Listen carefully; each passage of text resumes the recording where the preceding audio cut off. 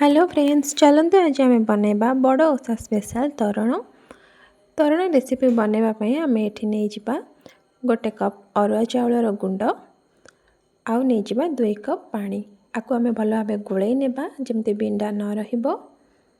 गोलई सारा पर आपको साइड कर नेबे। एबे नेबे गोटे पैन रे गुआ घी देदेवे 2 चम्मच।